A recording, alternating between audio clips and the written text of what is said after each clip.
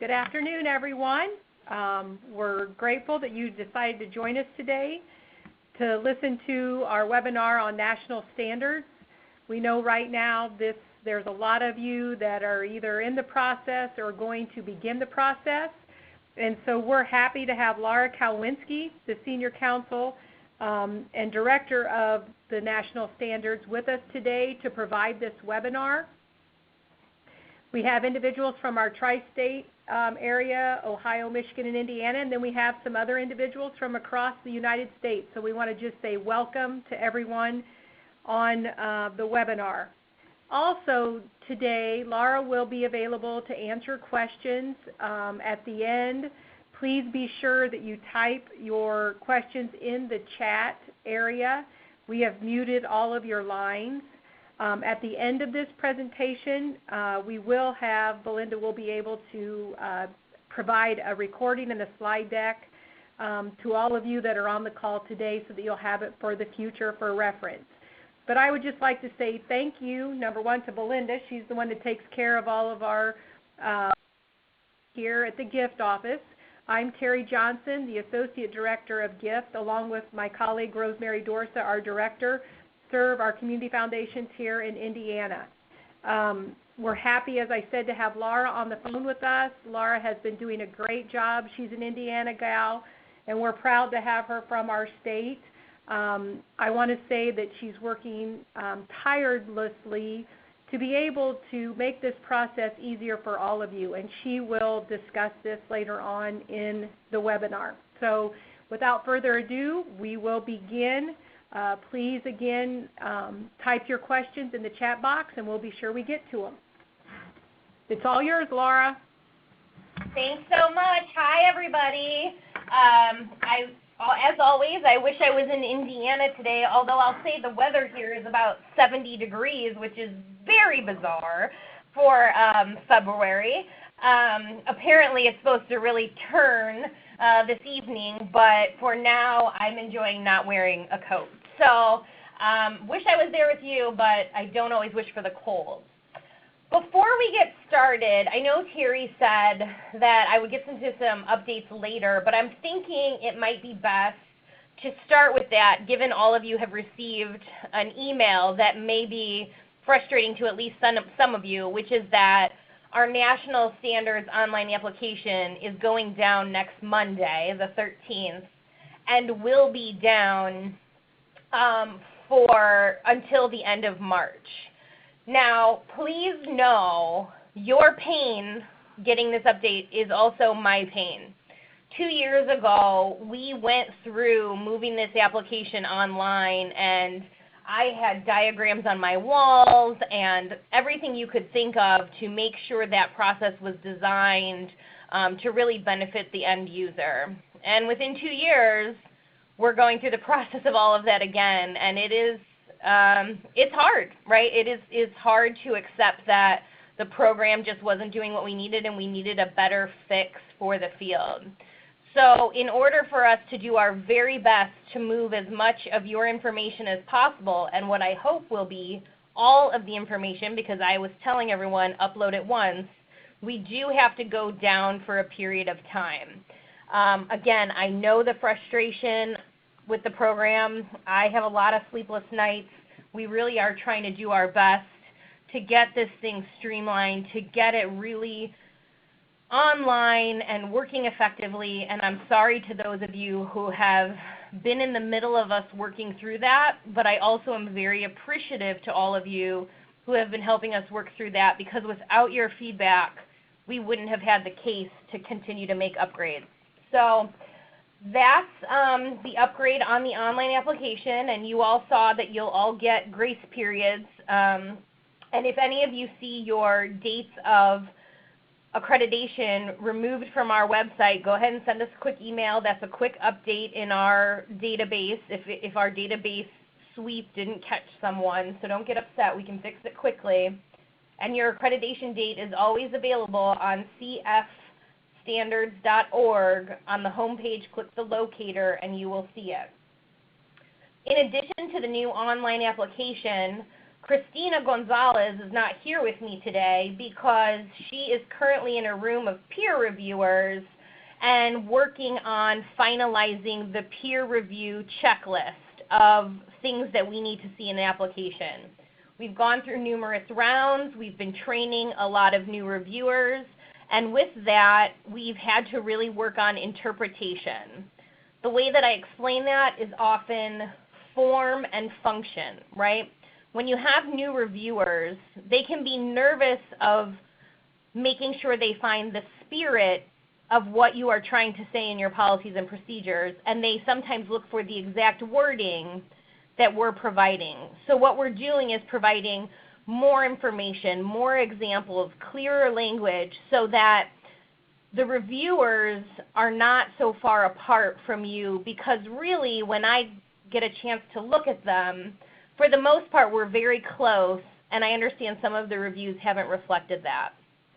As always, I like to remind people that no community foundation gets through the first time. So when you get a set of comments, do not worry. That is normal. Let your board know, or have IPA reinforce with your board. It is normal to have, a few rounds of review. Some people get through on the second, most people get through on the third, and sometimes you need a fourth or a fifth because there's just one thing that we need to get just right, or we need to make sure both sides understand. And sometimes that means just giving us a little more documentation without changing what you've done, so that we can provide enough evidence that what you have done fully comports with the standards process. One more thing, we will also be having a new website. We have long heard that our website could do a better job of both demonstrating the value of standards and addressing the needs you have of understanding the process of standards. So we are working on that, and all of this should be launching by the end of March. If it's not, you can imagine you can find Christina and I balled up in corners, kind of living off of ice cream, because we're putting all we've got into that to make sure that the turnaround is as quick as possible. And this work started in Q4 of last year, and it's been aggressive. But you all are going to start to feel some of those effects with hopefully a quick turnaround of feeling a lot better. One more thing before I go into the presentation. Many people talk about how long the review process takes. And it is about 12 months once you hit the submit button, not to mention the time it takes to do the submission before you hit the submit button. And we understand that is a lot of time and a lot of work, especially for organizations with smaller staff.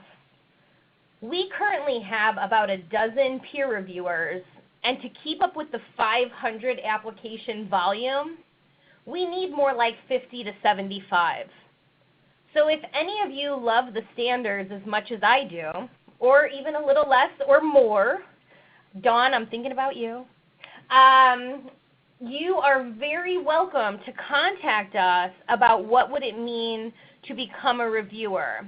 And I was telling Terry and Rosemary, if Indiana so overwhelmingly wanted to do peer review, and it makes more sense for me to come to you than you to come here to DC, all expenses paid by the way, then I would be happy to do whatever works best to really bulking up the number of peer reviewers we need.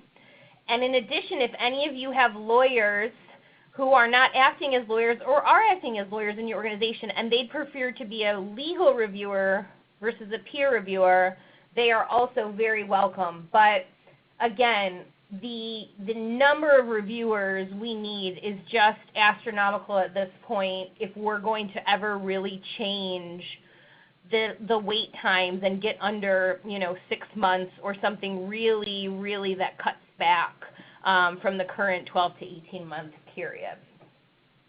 Okay, so I'm sure you all are sick of those updates, and you're also very welcome to vent at me in the chat room as well as ask questions. But with that, we're going to get started. So today's agenda, we're going to focus a lot on why we do self-regulation. And you all might be sort of thinking, why on earth do you have to explain to us? We're already doing it. But what we're actually going to be doing is talking through what state and federal regulators bring up in meetings that Christina and I attend. Because we think you'll see that the tracking we do of standards is actually quite a bit less best practice than it is law and legal expectation. You know, many people who are frustrated with the process can tend to say to us, gosh, you know, I get that it's best practices, but it's really overboard. And so we're going to take some time today to show you where this stuff comes from and where the concerns are coming from. From there, we'll go into the what are national standards, but not at the 101 level. I know all of you. I know that we're at the 201 and 301. And then we'll go through some common FAQs and legal issues. And in fact, we'll go through some thinking about what does it mean, what are the reviewers looking for sort of conceptually that you can kind of have in your head as you go through each policy. And while that sounds maybe a little academic and ridiculous, I think the framing goes a long way to understanding what the reviewers look for as you put the application together.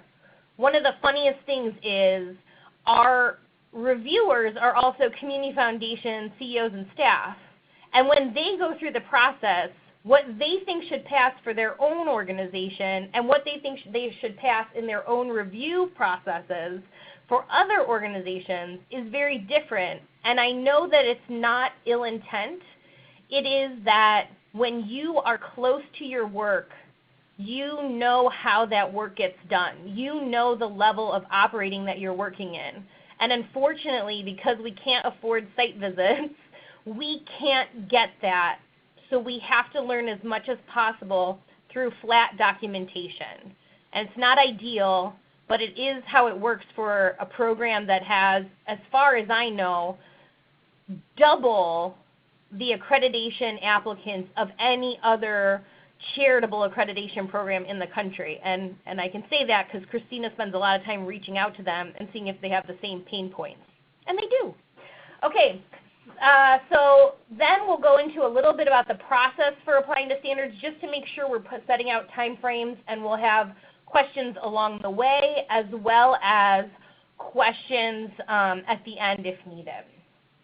So one other thing I wanted to let everyone know is I've got a few people in the room with me today, and they are Council on Foundation staff and interns and fellows who just want to learn more about the program.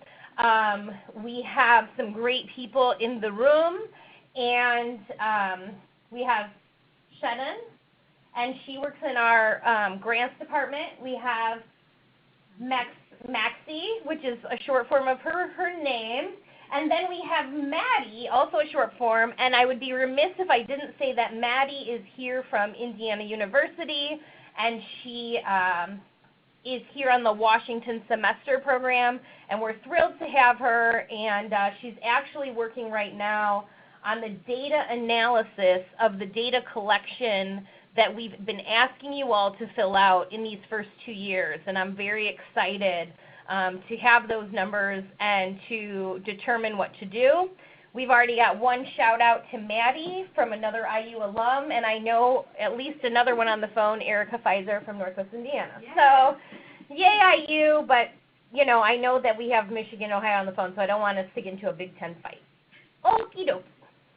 So, why is self-regulation important? You all know this, but we all like to just say it over and over. Like we say the same things to donors, getting them primed to participate with us. So it's a roadmap that establishes legal, ethical, and effective practices to withstand the scrutiny of donors, government, and media. And I have to tell you, as much as I wish no community foundation had to be in the middle of a media or donor investigation, I deal with those regularly, and I deal with calls regularly from communities asking me to investigate some of the accredited community foundations. And we do have a non-compliance investigation program. And we don't always tell you when you're under investigation, because if we find that the investigation doesn't need to move forward because there's lack of evidence that further information needs to go forward, then we close that investigation and keep the information in-house. But just know, just because you don't always hear about it or it doesn't end up in your local community out front, we do sometimes do the background work. So we're constantly making sure that this program, that people have what they've submitted is really accurate of the experience in the community. Okay, next, it sets consistent expectations, and that's why Christina's not here, right? She's in that other room with the peer reviewers trying to better the consistency of this program by making sure each key element gets beaten up one more time. And at this point, I'll tell you, it's gone through the entire COF legal team, the checklist of things to put in your application. It's gone through outside counsel. It's going through peer review, and we had a legal reviewer fly in and go through it as an external reviewer versus an internal legal reviewer. So we have beaten this thing up as much as possible, and we know it'll have a couple more tweaks once you all get your hands on it, but we think we're getting very close to saying this is what it is until it's not, which is hopefully more than 24 hours.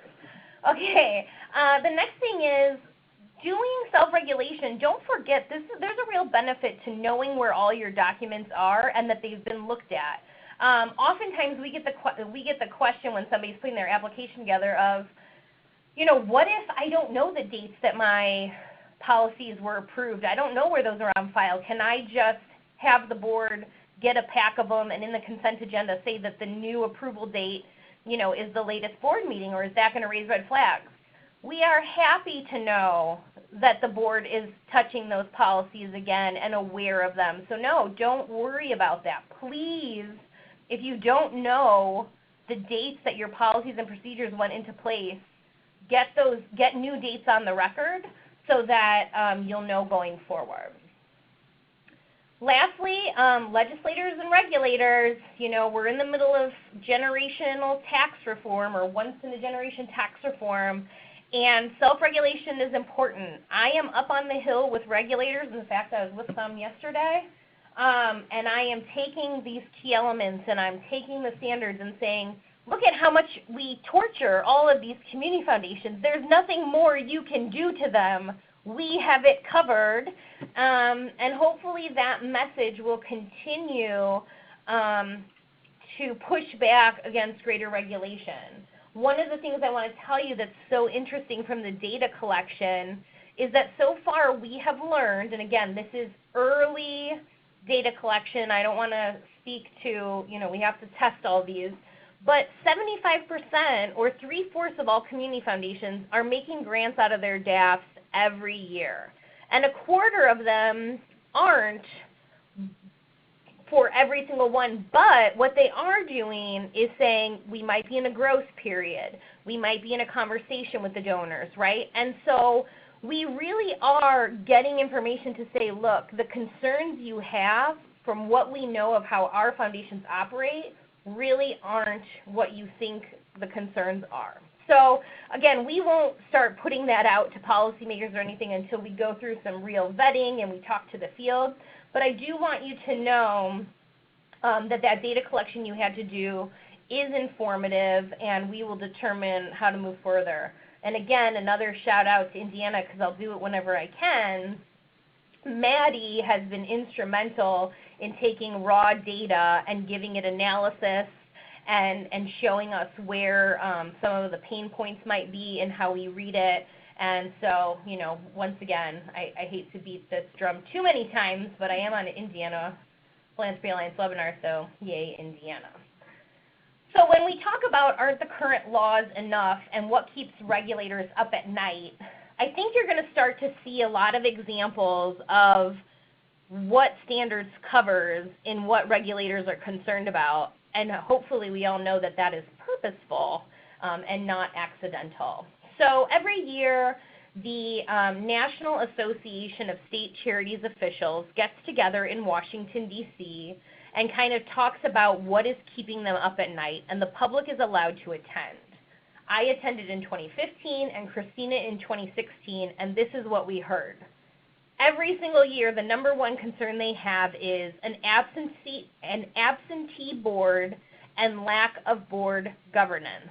So I know that standards hits on this all the time, and it makes people crazy, but the question of what did the board know is the question a regulator is going to ask. They're not going to ask, what did your program officer know, or what did your donor officer know, or what did your CEO know?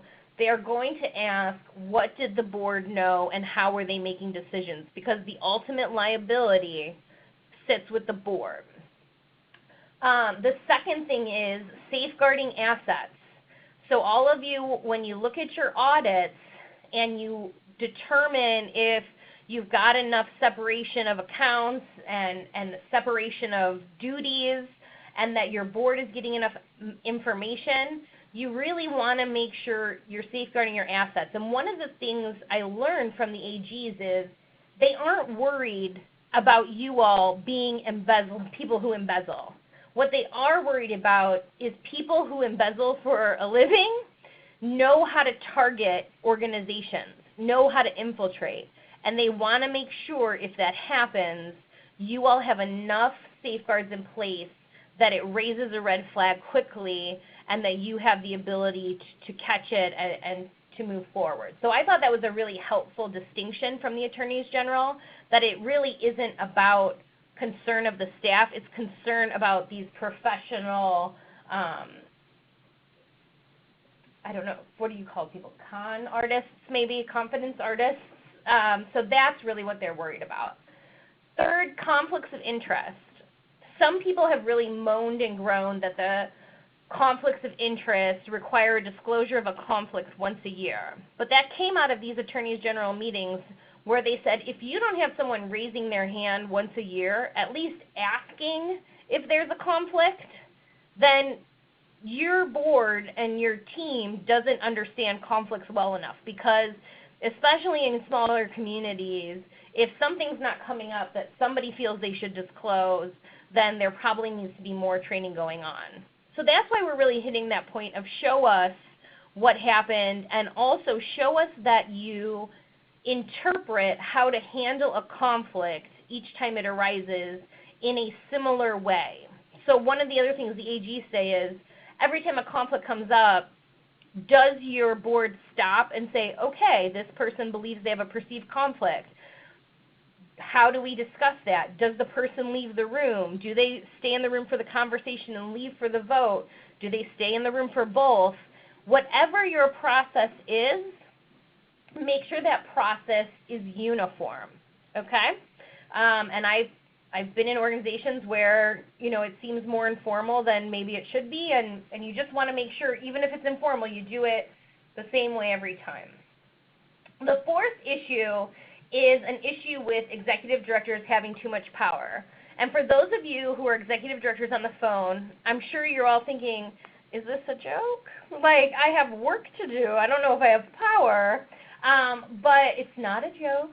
It's actually this concern, again, about is the board the governing board, or is the CEO governing the organization and the board is there, but they don't have as much governance or oversight. So this goes back to, does the board have enough information to make good decisions and to understand the operations of the organization? The next one is a clear failure to follow the mission of the nonprofit. So mission drift is a huge issue, but I bet you all deal with that with your grantees a lot more than you do with your community foundation. However, because community foundations are generalist funders and you provide a lot of different services and sometimes specific initiatives to a lot of different groups, it can be difficult to make sure you're not trying to be all things to all people with the limited resources that you have. So finding that ability to serve the community within mission without being all things to all people is tough, but hopefully something you all are cognizant of and your board is thinking about as you move through your programming. The next thing is that issues of managing board conflicts. I think you all have heard me at this point say it several times. A conflict is not just between a, oh wait, just give me one second. Okay, so again, this goes back to your conflict procedures. Make sure you have the right processes in place. Make sure that people can whistleblow or tell you when they think a conflict has been unresolved. And don't forget that conflicts among the board, it's not just a conflict with an external contractor or a grantee, it's also conflicts among your board, right? This is really important that you think about if 4 people out of 7 on your board are in a business together, are in a business deal, are they really independent? What hat are they wearing inside your boardroom? And are they a voting bloc because they don't want to upset one another to mess up the business dealings? So it's all about what hat do people wear when they come into your office. The next thing is misusing your endowment or restricted assets. We talk so much about variance power that I'm sure none of you are coming close to this, but I will say the flip side of misusing your endowment or restricted assets is allowing funds to become inactive and being afraid to touch them because you're afraid of misuse, right? So there's a fine line between determining if a fund's inactive and what to do about it, and then thinking about misuse. You kind of have to do your risk analysis and write to your AG and kind of give them a heads up to cover your bases. But you actually, I think it's important to look at both sides of this issue of misuse and the chilling of you being the ultimate authority and having variance power. I'll be surprised if there's not any questions there, so I'm going to take a deep breath and then we'll go into the next slide just in case people need some time to type. Okay, so fundraising issues. Professional fundraisers must be registered as appropriate, and this is a state rule. So state by state, you have to look at it. Now, unless Indiana has changed, I believe that Indiana does not require professional fundraisers to be registered, but somebody certainly pipe in if I have that incorrect. However, Indiana borders, and hopefully I get all these right, Michigan, Ohio, Kentucky, something on the Illinois. I think I've got them. I want to say Wisconsin, but I know that's Illinois, but I grew up in the north side, so what are you going to do? Okay, so you need to think about whether if you have a large amount of donors in one of those areas, or if you go to Arizona or Florida and have donor dinners with your snowbirds, it is important to look at those state laws. Now, am I talking about if you send one letter to California where one donor exists? No, I'm not. I'm talking about the rule of reasonableness. If you feel like you've got real active work going on in a state, which means solicitation, known donors, more than a handful, you really want to look at those state laws and make your judgment about whether you need to register or not. And I know that you all have discussed the Charleston principles and how to interpret them. I think Indiana, I've talked with Terry and Rosemary. I think you all are doing a great job of trying to understand that. So I won't talk about that too much, but don't forget about that. So lack of public accountability and transparency. Always make sure you file, the correct information with your state and federal regulators. If you're getting electronic bank records, make sure that you're keeping copies, even if they're electronic files, and make sure that at least 2 people are getting their hands on those. Regulators are really afraid of the paperless environment only because they think people look at things less when they're not printed out. And as an attorney who pretends to be 120 years old, I do a lot of printing, so I understand their concern, but I also understand the need for balancing what you keep in paper and what you keep electronically. Furthermore, when it comes to lack of public accountability, I am getting more and more questions about what you must put into the public record. So we, for standards purposes, want to see your Form 990, your articles, your 501c3 status fully available to the community. We like your financial, your statement of finance that's either in your annual report or somewhere else, the information about your grant making, and hopefully lists of your donors and grantees, right? To give at least some sense, even if it's not exhaustive, to give some sense of the work you do in the community. But lately I've been getting questions, are our board minutes public? Do we have to provide grant applications to the public? Can people attend our board meetings whenever they want? No, you do not have a requirement to release board minutes, to release confidential, safeguarded information.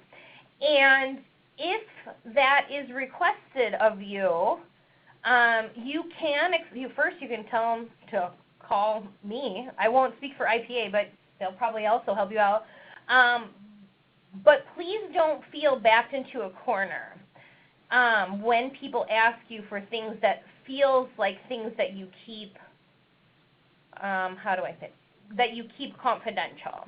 Now, the caveat to that is if you have a government official, including somebody at a public university, who is receiving documentation from you, and it's being sent through work and they're on your board because of the work that they do, that information may be subject to a FOIA request, a Freedom of Information Act request. And so, while your organization is not public, it's a public foundation for the public support test purposes, but it is private in that it is in the private sector. If you have public sector people engaged in your board, that information could get out through that mechanism. So just, that's okay, but just understand that risk and balance that risk if you have people who are in public positions on your board. But yes, I've been getting more and more questions about what has to be public and what doesn't, and some of it's because donors are questioning, as foundations are really taking community leadership roles, we have some people questioning what the community leadership roles should be, and they want to start getting more and more information. So I've been having a lot of requests for, can I have board minutes lately? The other thing is, and you can share the board minutes if you like, but for the same reason, I would hesitate a little bit for the same reason that I would hesitate bringing people to your board meeting unless it's during a sort of community spotlight presentation and that they're not the whole thing. Your board has a responsibility to sort of hash things out behind closed doors and then provide a unified front on how a decision was made. We don't want to chill that. We don't want to chill that through visitors who attend the entire meeting. We don't want to chill that through media who attend your meetings.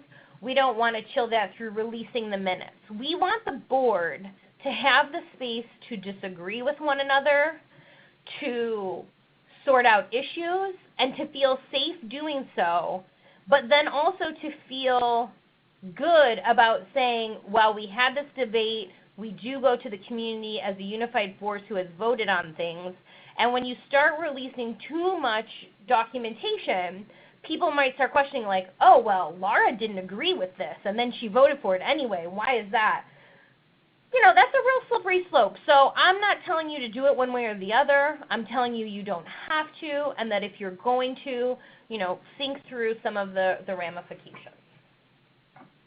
All right, and then don't ignore the attorneys general. I can't believe I have to tell people this, but apparently some people ignore the attorneys general. So if they come ask you for information, don't ignore them. Now, I did just have somebody contact me and say, the attorneys general called for information, but they didn't provide the legal documentation. They just asked if we would give it.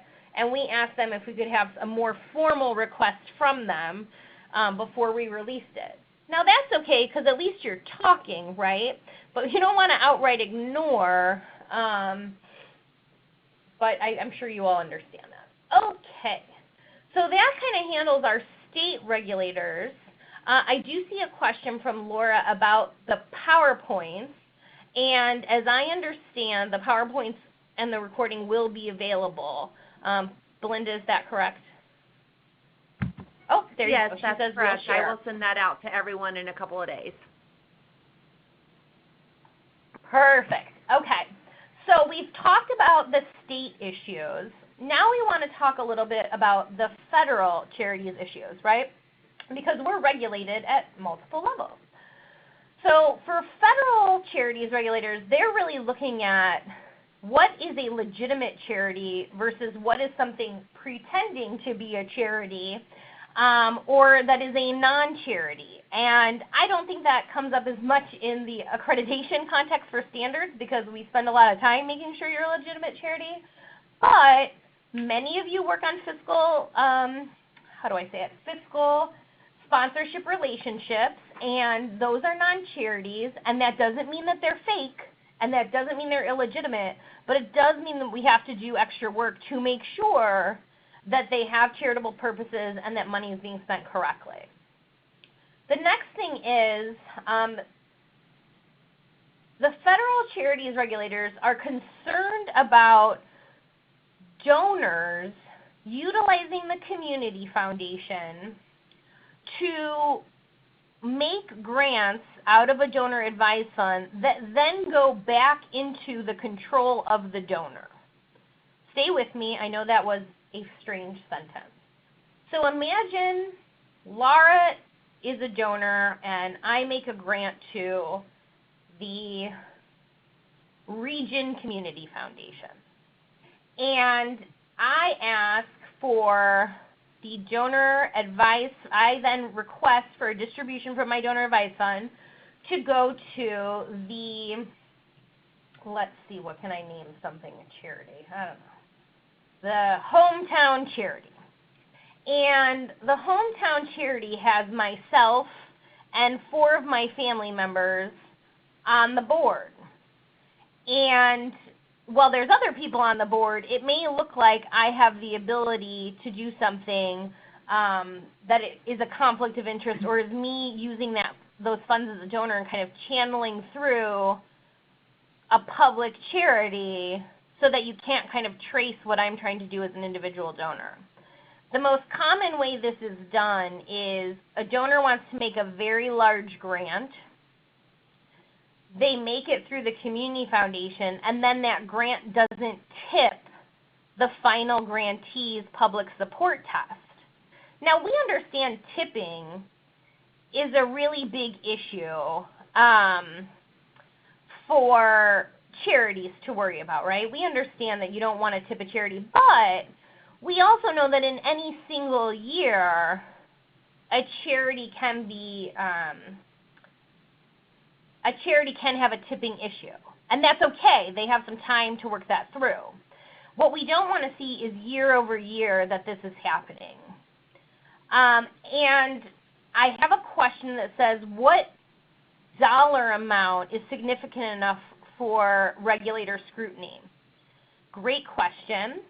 What's interesting is the sense I get from federal regulators is they are able to identify some of this from the paperwork that's already being submitted to them regardless of the dollar amount. So they are finding signals on the Form 990 or other documentation prepared that is giving them this impression. So is it something that I want for you to stay up at night thinking about? No. Is it something I want you to be aware of and think about if a donor sent you funds and then the grant goes to the same address? Now what's nice is community foundations tend to know their communities, right? And they tend to be able to figure those things out. So one of the reasons I like community foundations is you tend to know your donors and you tend to know your grantees. So again, don't get overly worried about this one, but keep it in mind. I know that I always had donors in the work that I did, not challenging the law, but having kind of fun interpreting it because they are smart people who want to see what is and isn't possible. And I think those were good people with good intentions, and I just had to watch and really understand the work to make sure that I was staying within the lines. Okay, so when you think about what can people rely on to determine the 501c3 status of an entity, there's been a lot of questions with the 1023-EZ, which is the short form of the Form 1023 for 501c3 status. We understand that because the short form doesn't require as much information, people may get 501c3 status and then have it revoked later based on the final determination of their work or their first Form 990 filed. So you always just kind of want to make sure organizations pass the smell test in your grant application process as well as showing you this documentation, especially if it's been done from the 1023-EZ. Now, it's not easy to tell if somebody has filed a 1023-EZ unless you ask for it. But again, I know many of you do site visits, you know your organizations, and I suggest that you continue to really do some due diligence along the way. I'm going to go back to the last question for a minute to explain a little bit more about tipping, and that's a fair question. So I'm going to walk through this again, and I'll try to do it without silly names. So donor, there's donor, and the donor makes a grant to the community foundation, public charity, right? Community foundations are public charities. If that donor did not make the grant to the community foundation, but made it directly to the final grantee, the final grantee's public support test would be tipped for that year because maybe the funds for that charity only come from one donor, which would give that donor control, right? Because if you only have one donor, you're going to do things to make that donor happy. Now, it's really obvious that one donor is providing all the money when they provide it directly to the final grantee. It is not as obvious when they give a grant when they make a donation to the community foundation and then the community foundation provides the final grant to the final grantee. So by going through the community foundation or through a donor advised fund sponsoring organization, you are doing something that the IRS or the Treasury likes to call contribution laundering, because you're cleaning the money from private individual support to public support by going through the community foundation. Again, is this a big issue in your communities? Probably not. Is it something to just keep in mind? Yes. If that didn't answer the question, go ahead and type in more questions, or I'll take a minute to breathe and maybe get a quick sip of water, and you all can type in if that issue needs to be further clarified. Okay, seeing none, I will move on. Final regulations for supporting orgs will likely be coming out soon. We've definitely seen final draft regulations and put in comments about that. We were told that regulators tried to use these supporting org regs to kind of get right some things that they hope to see happen down the road in donor advised funds and other places. So while you all don't have to spend a lot of time reading those documents, the legal team here at the council does, because we really want to understand how regulators are thinking about one thing that may transfer into their thinking on another. So not something you have to think about day to day, but please know this is kind of the background work the council's legal team does when it comes to policy and regulatory discussion. Okay. issues. We know that Treasury was working on guidance for donor-advised funds, and we thought it was going to come out right after the election.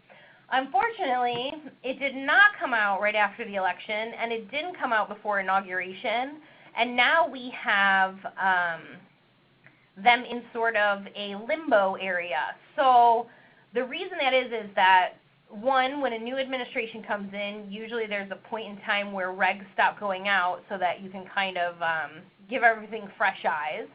And two, because we have an executive order that's come out since January 20th that says for every new regulation, 2 must be taken out.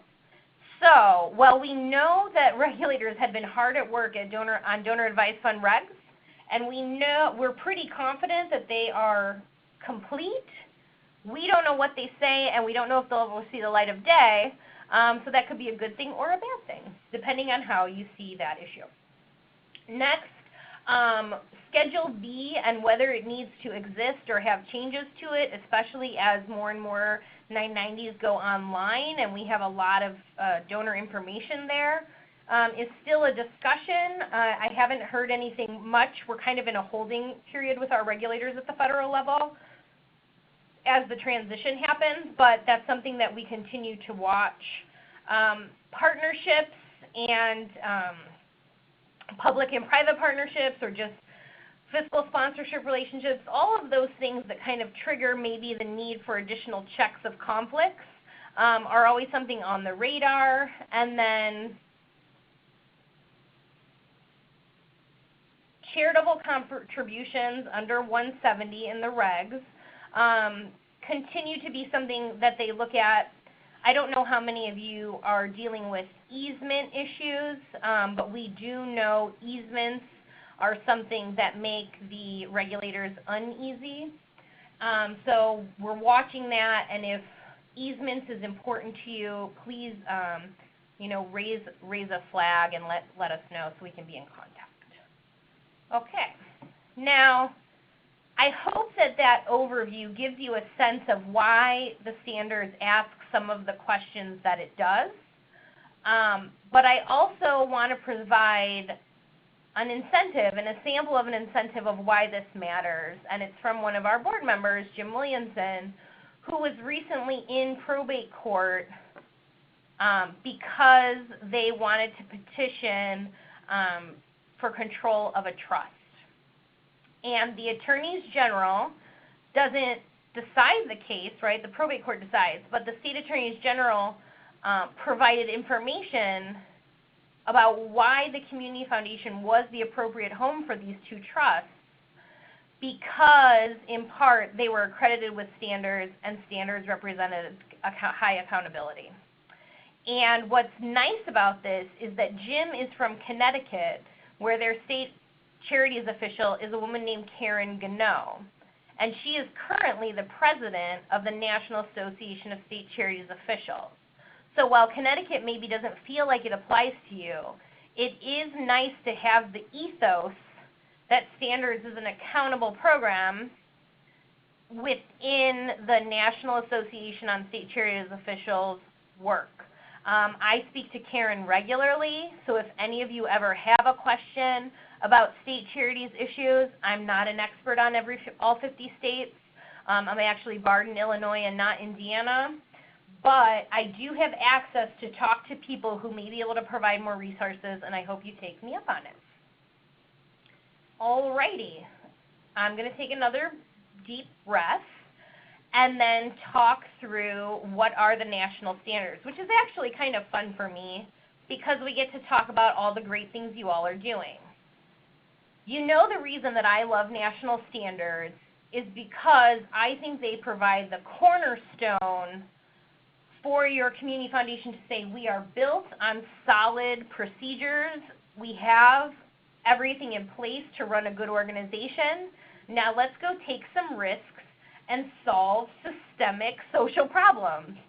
And while a lot of you are not saying those exact words in a board meeting because systemic social problems is a ridiculous term, the idea that you all are working on issues that have long plagued our communities, like health, workforce, education, right? We haven't completely solved these issues, but we keep going after them and we keep chipping away. And sometimes we have to try new things to see if they will work. And sometimes if they don't work, we have to learn from them. And what's nice about the standards is that you can say to your board, let's try something new. We won't kill the whole organization. We've built a solid organization. We have good, strong policies and procedures. Taking a risk will not take down this entire organization. Now, it might matter on the size of the risk, but we would talk through that with you. But there is something to be said about having your policies and procedures checked by an outside entity as well as your auditor. Who participates in the standards? I am very happy to report that as of late last year, all 50 states now have at least one accredited community foundation. So our buddies in Montana got excited and filled out their application. So they were our one remaining state. We now have at least one accredited community foundation in all 50 states, over 500 community foundations participating, most of the largest, and many, 31%. 1/3 of you at $10 million or less. So I know that the field often says, this feels like so much work, it must only be for the bigs. The bigs say, this is so much work, we know what we're doing, this must be for the smalls. It's for everybody. Standards is for everybody. And that doesn't mean that it's not sometimes frustrating to get the questions in the right place that they apply to, 7 million to 7 billion, but we do the best that we can. And for those of you who are under 7 million, next time you see me, you can punch me in the arm. How we encourage promoting accreditation. First and foremost, the standards accreditation stamp on your marketing materials can be updated. We heard from the field that the words CF National Standards did not explain to an outsider what the Community Foundation had achieved. So we put the words Accredited Community Foundation so that there's not confusion that you have gone through a process. And then if you hyperlink to our website, people can learn more. But this is the new seal, and whether you are currently accredited and waiting for your next accreditation round, or if you are currently in process, or if you've been accredited in the new online system, everyone that is accredited should be using the new symbol. You don't have to wait to go through the program again to then adopt this symbol. And I've got the hyperlinks in this PowerPoint to get you to that information and the new materials. But I know I get the question, do I have to wait to use the new seal? You do not, and actually we prefer that you didn't. Okay. Common Community Foundation questions and issues. I spent yesterday thinking about not just targeted questions that you all have, but actually the questions you need to be thinking through, and maybe for those of you who have boards that work at the high level, thinking through in a way that that helps your board think through the big picture and then allows your staff to dig into the policies and procedures. So I'm going to go through these, and again, I just typed them up. In fact, I see some of them are in black and some of them are in blue, so my apologies. But I typed these up yesterday in an effort to zoom out for a minute. So what are the reviewers thinking about? What am I thinking about? What do I hope you're thinking about as you put together an application? First, what information or decisions does your board need to approve? National Standards does not require your board to approve every single thing that goes into your packet. However, if we ask for date of approval or date of adoption, what we want to know is your board looked at this, or your board delegated the duty to staff to look it over, or your board delegated to a committee. We want to know that your organization understands when things have to go to the board and when they don't. And we want your board and staff to share that understanding. So I don't want to see the board thinking, oh, we should see everything or we should see nothing, and having the staff thinking the opposite. We want people on the same page. What does the board see? What does the staff do? It can differ from organization to organization, but internally you need to be on the same page.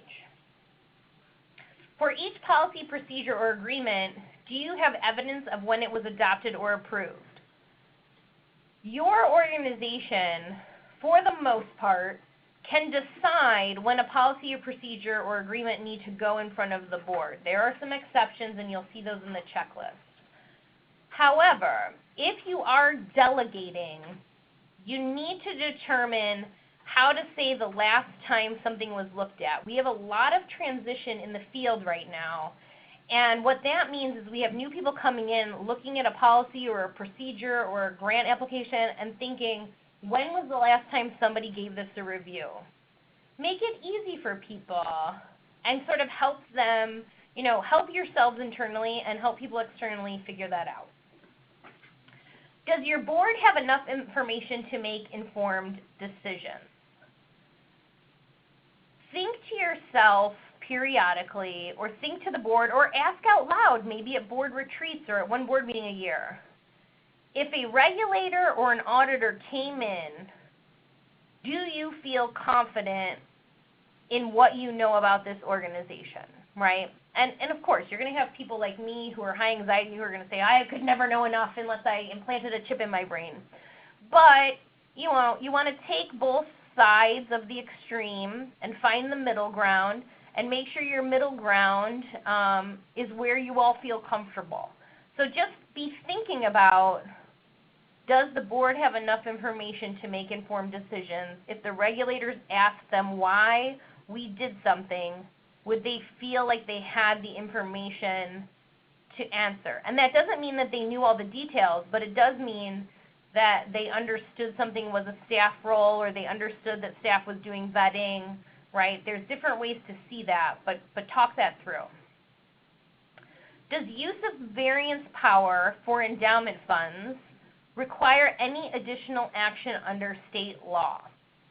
So as pressure in the policy space regarding whether endowments are sitting or being used, or every which way you could look at that, you want to make sure you understand what your MIFA or like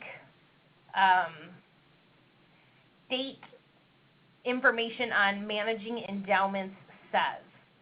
So do you have to talk to your attorneys general if you're going to use variance power? Does your board and your donor understand variance power? Do you know what actions to take if you use it? Are you willing to use it? Some boards are very nervous, but then that means you have funds sitting. So on the one hand, again, I've said this before, you're nervous about the risk to use the funds, and on the other hand, you're nervous about the political risk of perceived sitting on funds. So I think we're at a point where you can't just do one or the other to be safe. You actually have to do a little risk analysis. Does your Form 990 accurately reflect your activities? Don't forget that peer and legal reviewers, for some reason, have such a well-trained technical eye that they can remember what your bylaw said, be in your Form 990, and say, oh wait, I found a contradiction. I am constantly impressed that they have this ability, because I'm not sure that I have it, but that's why I do the third review and not the first. Specifically, if you have donor-advised funds, you need to answer questions regarding sponsoring organizations. Part 5 of the Form 990, questions A through B, and question 9 all have to do with sponsoring organizations. Not to be confused with supporting organizations. Sponsoring organizations are any organizations with donor-advised funds. So if you have donor-advised funds, the IRS thinks of you as a sponsoring org. We have a question to explain variance power. I'm going to begin but if any of the IPA staff would like to chime in about Indiana specifically, please feel free to do so. Variance power means that for any fund that has a restriction, the restriction in the fund agreement is valid. However, if that restriction becomes impractical, impossible to administer, the community foundation has the exclusive legal control to change the purpose of the fund so that the funds can be active. I'll go into this a little bit to explain why that is.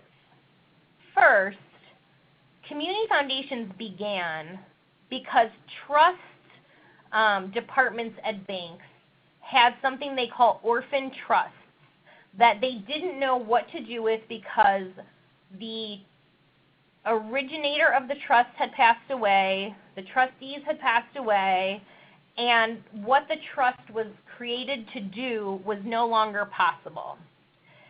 And so banks sat on these funds and said, gosh, what do? We don't know what to do. And they created community foundations to put those funds with the community foundation and then have the community foundation's board that reflects the community determine how best to use that money in the community. So we never want to frustrate the purpose of a fund again, because we always want those funds to be able to be used for charitable purposes rather than sitting for unknown charitable purposes. At the same time, when you vary a fund and when you give notice to your Attorney General that you are going to vary the fund's,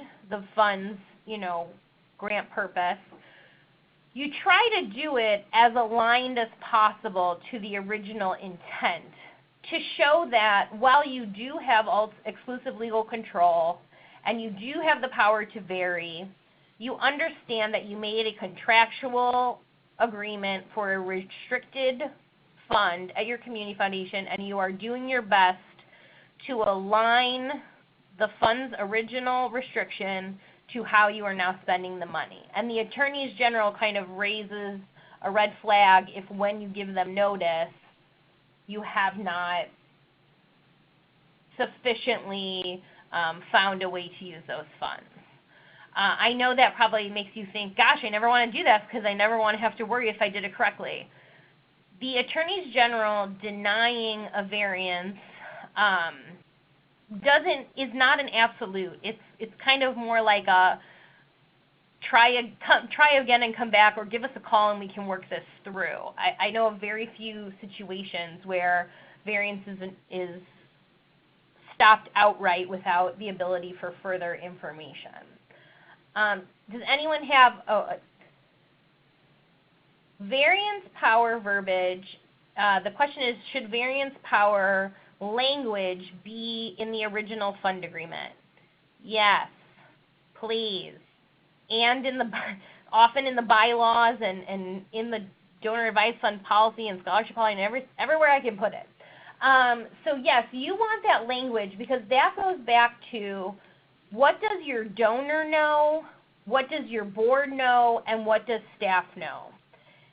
And unless you can kind of prove, and a nice way to prove it is an executed agreement, then if there's ever a challenge to your use of variance power and you don't have it in your fund agreement or in a document that you can show that the donor received, then you kind of run into some stress. So we do, when you submit fund agreements, any fund agreement that includes a restriction, we do check for variance power and we bounce them back to you if you don't have it. And I'll explain a little bit more of that in an upcoming slide. Okay, next thing. Do you know who is in charge of implementing your policies? And is that information written down somewhere? So I stay up at night thinking about somebody working the front desk, getting a call can't really tell if the call is legitimate or not, saying the organization is under investigation. And somebody not knowing how to channel that call to make sure document destruction halts, to make sure that the board knows. Now, if you get an alarming call, my guess is you're going to talk to somebody in the executive team or the executive office. But I hate to assume things. I really hope that in your staff and board training, it is clear how implementation of document retention, implementation of whistleblower, implementation of confidentiality actually happens, right? So we'll ask you for the policy or the procedure, but if you don't name who's in charge, I really want you to have that somewhere and make sure that people know that. Again, you can assume, but I never think that assuming is the best practice. Another thing to be aware of is whether your bylaws go above and beyond what the law requires. So if you've ever talked to the legal team, we may say, this is what the law says. However, if your bylaws are more strict, you must follow the bylaws. So your bylaws can say whatever they want, or you want them to say, and they can be more strict than the law.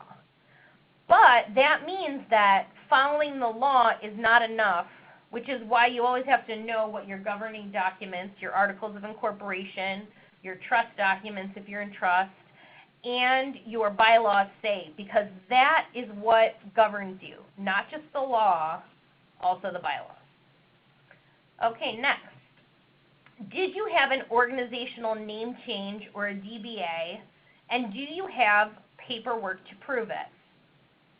Every time a peer reviewer gets an application from an organization and the IRS or state documents don't match the name of the organization in the policies and procedures, they become grumpy. So help them work through that. It's usually not a big deal, but give us your DBA if you're using one, so that you don't have someone saying this whole application is invalid, I don't even know who they are, let's just solve that right at the outset. Okay, again, I think I've said this 19 times in the call, but here's the 20th. Regardless of what is in your policies, it's always important to ask yourself, what did your donor know? What did your grantee know? What did your board know? What did your staff know? And was it enough? Again, it's just kind of the questions you ask when you're doing a gut check, but I've put them down so that you can remember them. Last couple of things, conflicts of interest must be done annually. Confidentiality must be done once.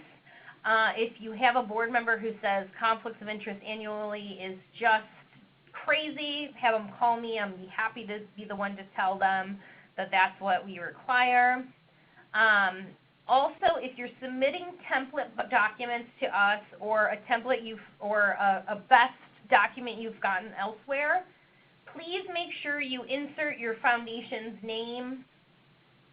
It really upsets our reviewers when they get the documentation of another entity or blanks or fill in name of organization here documents, because it makes them feel that both the staff and the board did not review the submission, and that makes them very uncomfortable, and it also makes them scrutinize the rest of your application in a way that you don't want.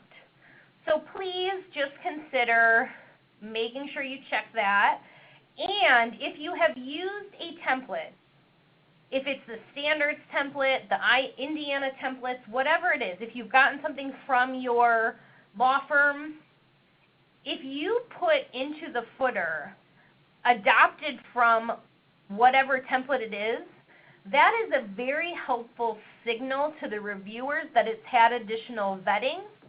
It's also a signal that reviewers will write into me and Christina in their comments, and it's something that we know we've talked to a lot of your regional associations about. So please, please, if you're using templates, if you can signal that, it's very, very helpful. That doesn't always mean your template always gets to go through, especially if you've changed it. Indiana, your templates go through. But it is important because it may trigger something else that the reviewer learned in training. Back to the question about when is variance power used in a fund agreement, here you see the list of restricted funds, and so I would want to see variance power in every one of those. Now, donor advised funds, there's a long debate about whether those are restricted or unrestricted.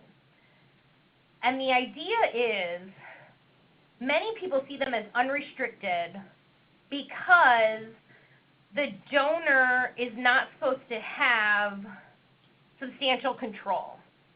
However, if you ask a regulator, does a donor control a donor advised fund? They will say no, and then they will ask you the question, if the donor doesn't control it, explain to us, give us an example of when funds have left a donor advised fund without the written documentation from a donor.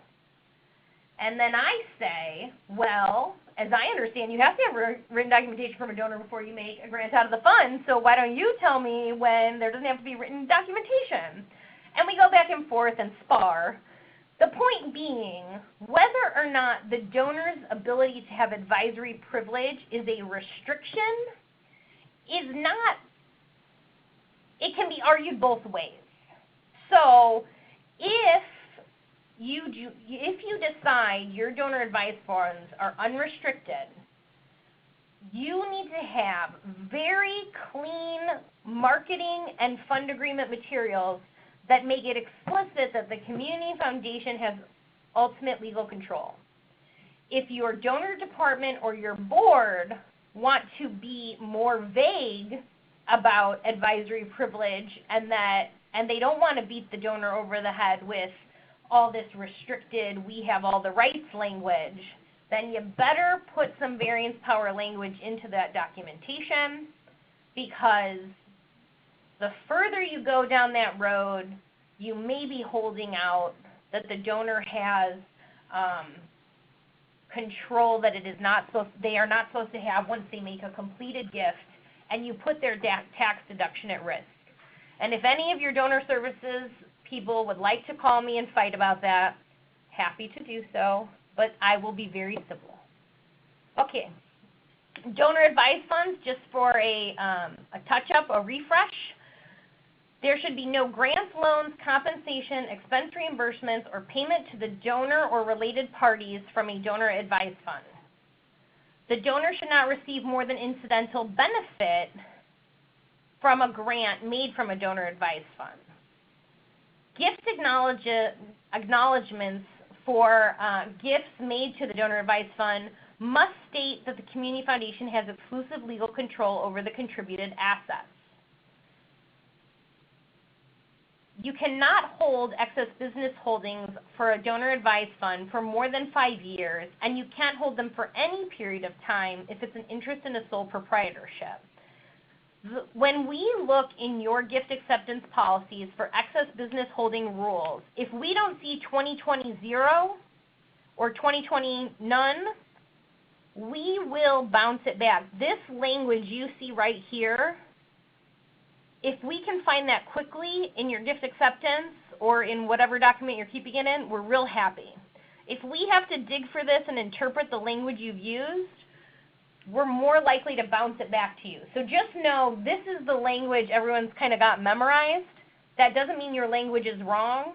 It just means highlight it or something for us so that it's easier to find. Scholarship funds. So I always like to do a little refresher on scholarships. They're grants to assist individuals in their pursuit of education achievement of an objective development or development of a skill. When you have a scholarship, you have to have objective and non-discriminatory basis for a charitable class, and that is a facts and circumstances test. Now, a charitable class is something that kind of, takes a little bit of working through, because a lot of people say, Can it only be for American citizens? Can it only be for Catholics? Can it only be for Muslim students, right? Depending on what else you put into the language really matters, and I will tell you that Brian Del Rosario, as the council's legal team, is the person I go to. He's kind of our charitable class specialist. He spends a lot of time on that, so if you have questions, let us know, but it is important to make sure you understand that. One of the most important things to know is if you can name everyone who would be in the class, like if you say, only descendants of Laura Kowinski. I know people wouldn't be that obvious, but get more creative than I can. Then you can name all of the people, and that's not big enough to be a charitable class. In addition, there can be no benefit to persons making the selection. So unfortunately, for all of you who work at a community foundation that has a scholarship program, there's probably some rules around whether your children and sometimes relatives' children can get those funds. I won't say more than that except to say if you have people related to staff, just make sure you're checking into the rules and really knowing how the rules apply. If a donor appointee, or a person related to the donor participates in the scholarship committee, you have to do quite a bit more work than when a donor is not involved. First, the donor cannot control the selection committee, which means a donor cannot seat the whole committee with friends, neighbors, and relatives, or all business partners. So some examples I've seen is one partner at a law firm, and then the associates under that partner. That partner at the law firm has some control over the associates because they pay the paycheck, and if that group of people is related to the donor in any of the ways we pointed out, that would be a red flag.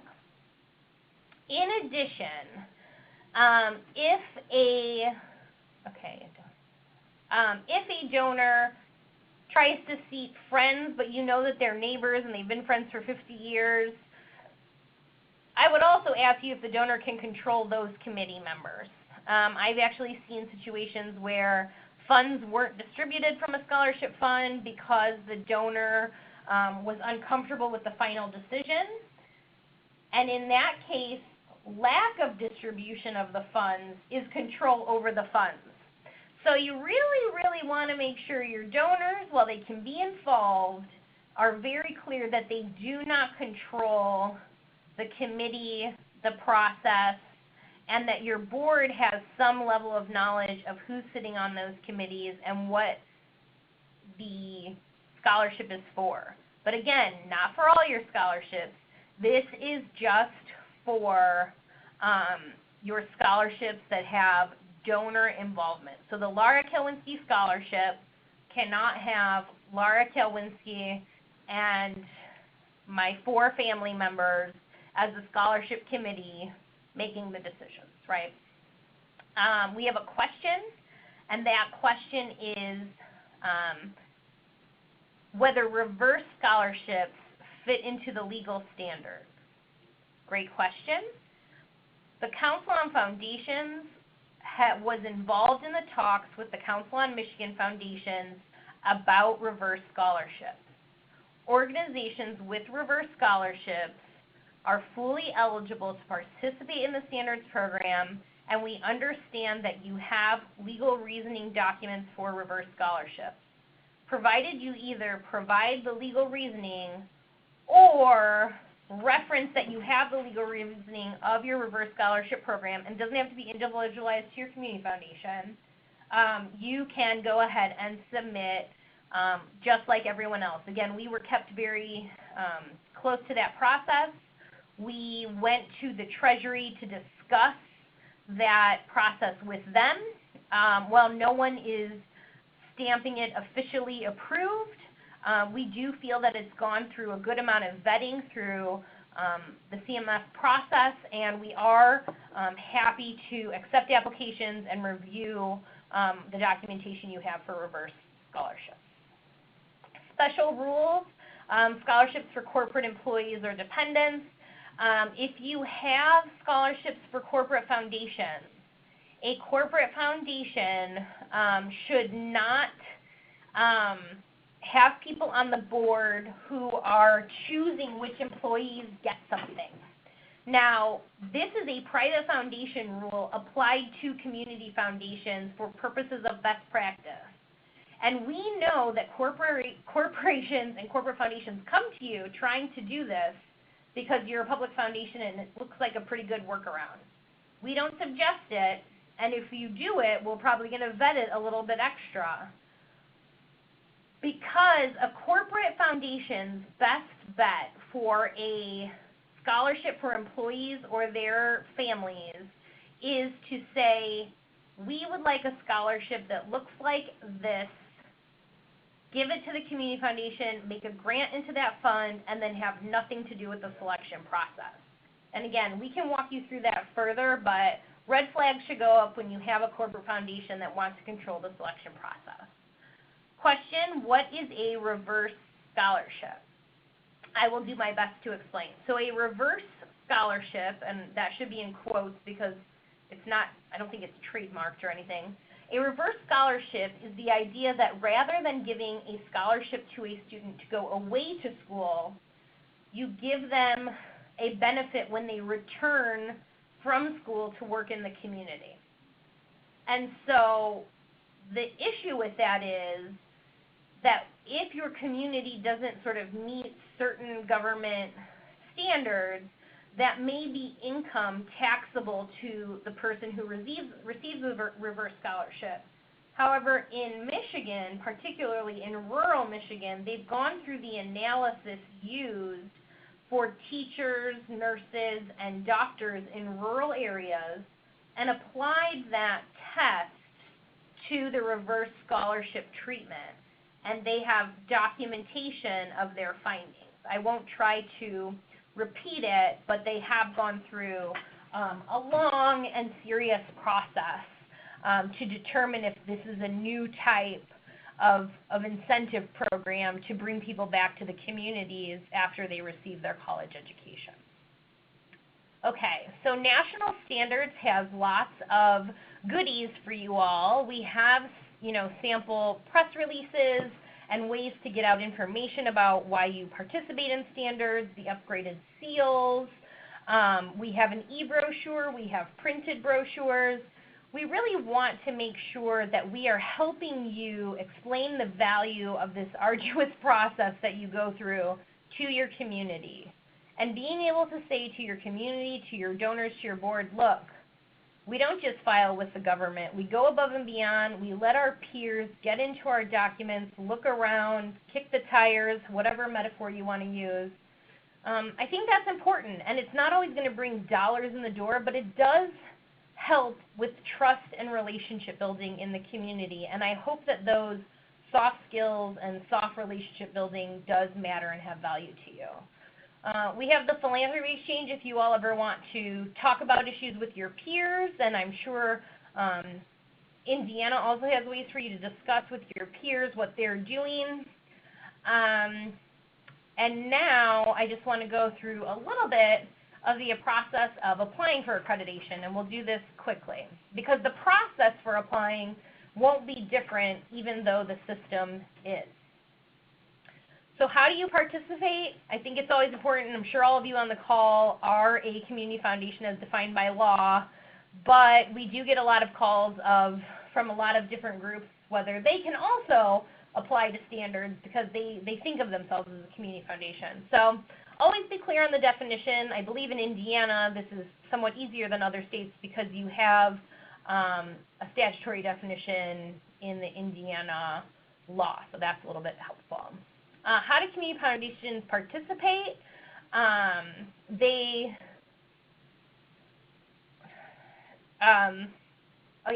So this is additional information about how to qualify. So the first piece is your state and federal regulators information. The second is the specific standards definition. And you see the word non-sectarian. Now that has been controversial in some states. And it's been controversial in the field, but the field convenes groups to ask itself this question about whether this definition should change from time to time, and currently it still stands as for non-sectarian organizations. And that is true even if the sectarian organization does very broad grant making. And again, always something that can be explored and debated, but that is where we sit today. Before applying, make sure you understand this is a long process. You kind of go through the checklist. You set expectations for everyone that this isn't going to happen overnight. You look through the requirements and you kind of get a plan together how to step through the process. Hopefully our checklist will help. It is in part inspired by the fabulous Dawn from Indiana, who actually has co-presented with me before on how her foundation sort of project managed the process of applying to standards. Before applying, know your accreditation date. I get at least 20 inquiries for your accreditation date per week.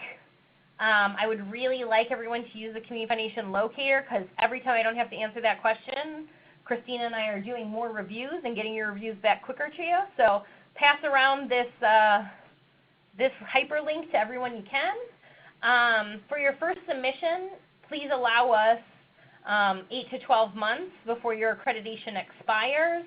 And for your annual online renewal, please get that in between 120 and 90 days. And that's just to tell us when things have changed.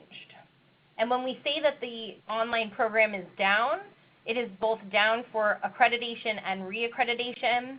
We know that some of you are thinking, gosh, I finally did this in 2016. What am I supposed to do in 2017? For now, you're supposed to do nothing until we relaunch the new site and we give training. Okay, so when you apply, you go online to the online application provided by WiseHive for a little while longer, but not forever. You create an account and you start filling it in, save your draft as you go. Previously, multiple members of your staff were not able to log in at one time. We believe we have solved that in the new system, but no promises yet. And once you've uploaded your documents and you've given everything a check and your board knows that you're in process, you can go ahead and hit the submit button. Okay, so for making payment, we tried to get an online application and or an online payment system. Apparently, accreditation and online payment don't like each other, and for now, it's still going to be good old checks. My apologies. I can't explain why some things make sense on places like Amazon and Macy's and Walmart, and sometimes it doesn't. All I can say is all of those entities have vastly greater resources than the standards do, and we assume you don't want us to have those resources because it would mean increasing the cost. Due dates are, there's a question about whether due dates are extended due to site updates. Yes, everyone who received a message about the site going down has until the end of the year, 12/31/2017, to complete the application, because we understand that we are messing with your timelines, with your board meetings. So please know we will work with you. This is not your problem to solve. It is our problem to solve, and we will work with you. If you're in process, there's another question. If you're in process and have saved your application, will you lose it with the new website? So the reason that the website is going down for 6 weeks is because I want to come back to you in 3 months, not in 3 months, on March 30th, and say all of your information is moved. Everything that I know about the process says your information will be moved. Everything I have said to you said upload it once. Everyone knows that I will be in a bad place if your documentation does not come over. It appears that your documentation will come over, but please know if there's anything that makes me want to cry in a corner, it is the idea that we may not get all of your information to move. Now again, I have no reason to believe we won't, except my own fear after creating one of these systems 2 years ago and having it not work out as planned. But everything we hope to, everything you've uploaded, we really hope to transfer over, and I want to say that stars aligned and everything willing, we are going to be in good shape. Okay, and Teresa, thank you for the ice cream because we need it. Okay, when will the website go down is the next question. The website will go down Monday, February 13th through March 30th. Now, if you ask me, is it really going to go down at 12 a.m. on 2/13? No. It is going to go down at some point in those 6 weeks and be down. And while you can access it, go ahead and do that. But I had to work with people who are going through very specific checklists and say, I need a date, I need a date, I need a date. When they couldn't give me a date, I said, okay, to help the field, I'm going to manage expectations and give a 6-week period, and it better not go any longer than that.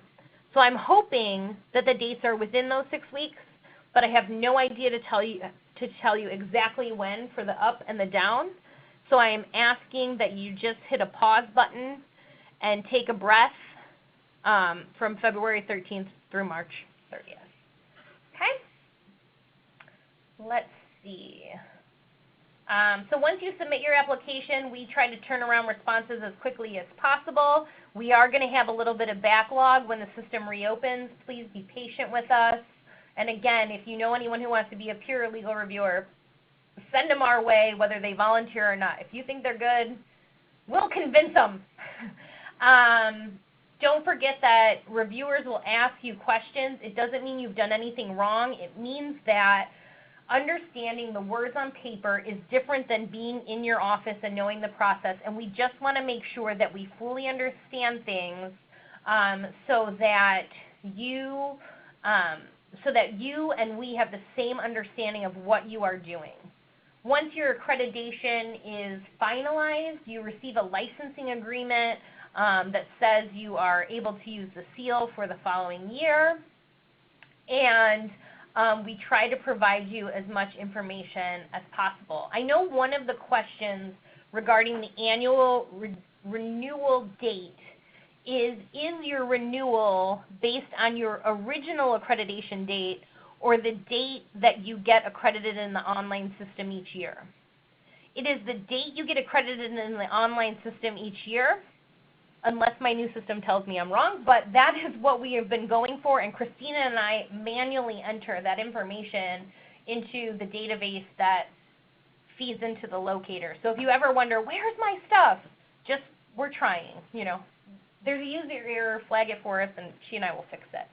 Next question. When responding to reviewer comments, can we upload documents and responses and save as draft before submitting? Absolutely. In the new system and the old system, you can always go in multiple times and do your work. We never want you to feel like you've got to go in, get it all done, and be done. My work phone rings to my mobile phone because I know many of you only get time to work on this on weekends and after work when everyone leaves, because it's one of those projects that take uninterrupted time. I am sorry for you for that, because I don't want people having to spend time outside their workday, but I do try to be as accessible as possible. And if you do ring me, if I don't get to the phone in time, it has a quick ring when it switches over. Leave me a message and I will do my best to get back to you.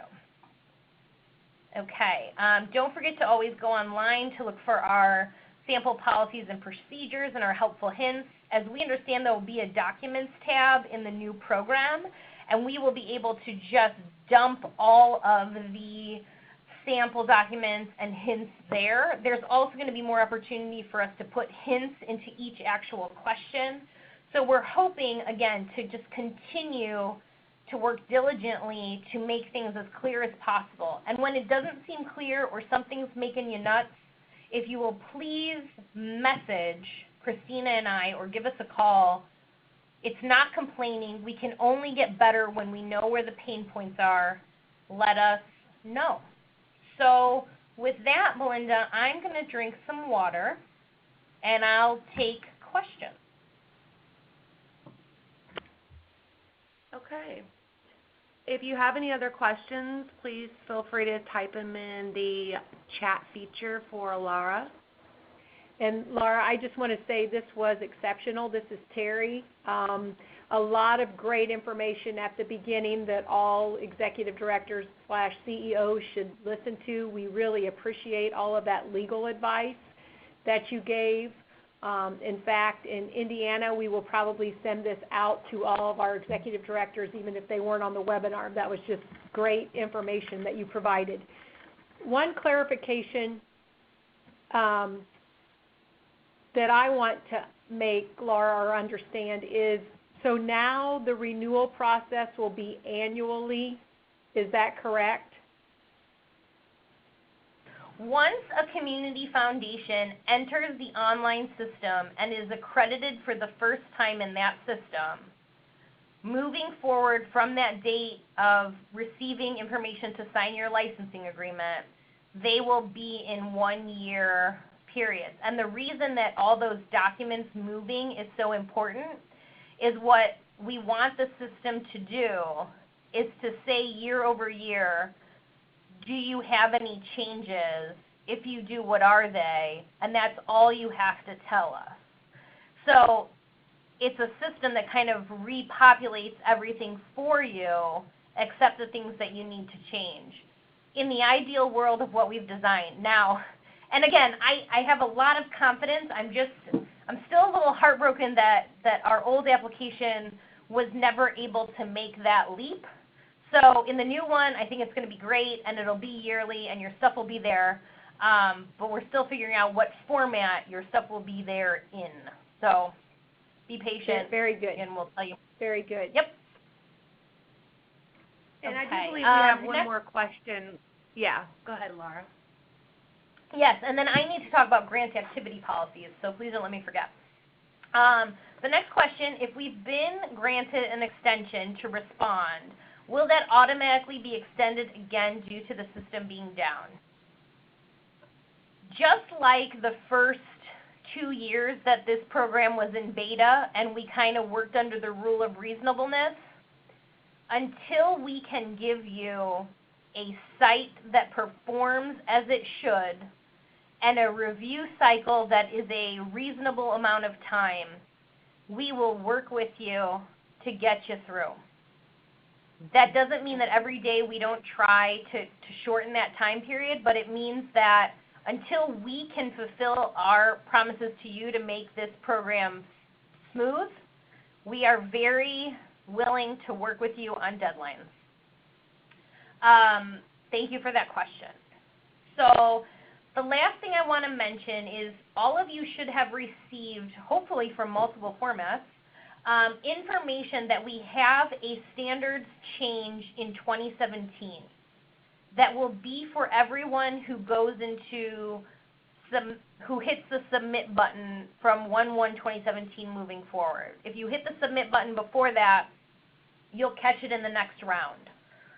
So over the last year, we have had a group of community foundations called the National Standards Advisory Committee meeting about whether there should be changes to the donor advised fund requirements based on what was happening at the federal level questioning the value of donor advised funds.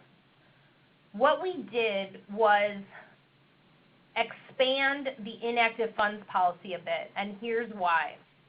The inactive funds policy, as it currently reads, says you may sweep the fund if the fund becomes inactive. However, the questions we were getting on the Hill were, yeah, but how often do people do that? And the answer is sometimes, but not all the time. So we wanted to focus less on this idea of sweeping the fund and more on the idea of what is an active fund. Because it isn't just a fund that makes grants year over year, right? And we brought people onto the Hill as standards representatives to explain the different ways a fund is active. For example, a fund that's trying to build up to the required minimum fund amount. A fund that has divorced parties figuring out what's going to happen to the fund. A fund that is used for people to give in their retirement so that they stay connected to the community. A fund that is saving up to make a big capital gift or working toward a big project or is trying to be a matching grant for something. So what we tried to do was say, yeah, you can have an inactive funds policy, but if you do, you have to know how you answer the question, how often do you use it, because policymakers don't believe you do. We would prefer that you have something called a grant activity policy, which we have a template of, that defines activity for your organization. And there is no right or wrong answer here. The idea is to demonstrate to regulators and policymakers that a one-size-fits-all idea of how you work with your donors to make sure the funds are used for the benefit of the community should be between you and your donors, and you don't need 5-year or 15-year payouts of those funds to make sure that they are active. Again, all that information is on the website. I do believe that IPA, Council on Mission Foundations, and most regionals, if they're getting forum updates, also got the update on this. If you have additional questions, Belinda, I can go ahead and send that link again so you can put it out to the foundations. But that information, it's really important that you all think about that. And the reason we changed it, it actually doesn't make grant activity harder. It actually says there are many things that meet grant activity. So we've actually, I don't want to say made it easier because that's not what a regulator want to hear, but we made it clearer that there's more than one way for a fund not to be inactive or for a fund to be active. So that's what I've got. If we have any further questions. Please type your questions in the chat box.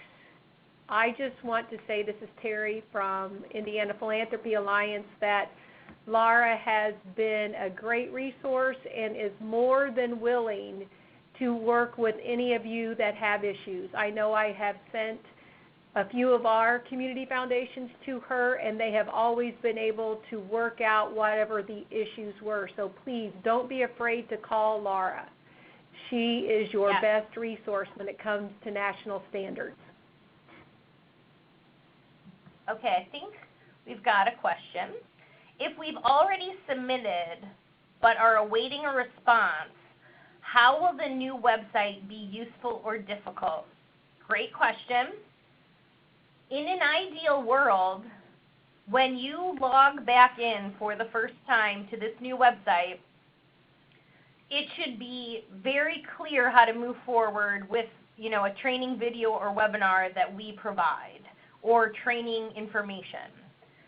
If that's not the case, you should call and yell at me so that we can make it better. But the idea is, whatever phase of the application you were in, you should be picking up where you left off in a new and improved system. Now, new is also different, so I'm not saying it won't take time to get used to, but we are going to be there to support you. And in fact, if anyone wants to give Christina a vacation after the, I'm certainly going to tell her to take some time off, but if you see her, treat her to some ice cream or maybe a cocktail, because she deserves it. She's been putting in a lot of overtime on this, partly because my feelings got hurt that the first one didn't work, so I'm sad, but I'm working through it. Anything else? Otherwise, I'll go join Christina. She's been with those peer reviewers and that checklist. I can only imagine that it's become Lord of the Rings in there, so I want to go save everyone. Well, we don't see anything else. We've got a lot of great responses that also agree that this was an excellent presentation, Laura. So we want to thank you from the bottom of our hearts. It was awesome. You do a great job. And I just want to say to all of those that are listening, Laura is your friend. So don't be afraid to give And so her a is call. Christina. And Christina Christina too. There we go. Thanks so much. So please, please contact them. And otherwise, from here in Indiana, thank you, Laura. This was an excellent presentation. Goodbye, Great. everyone. Thank you all. Bye.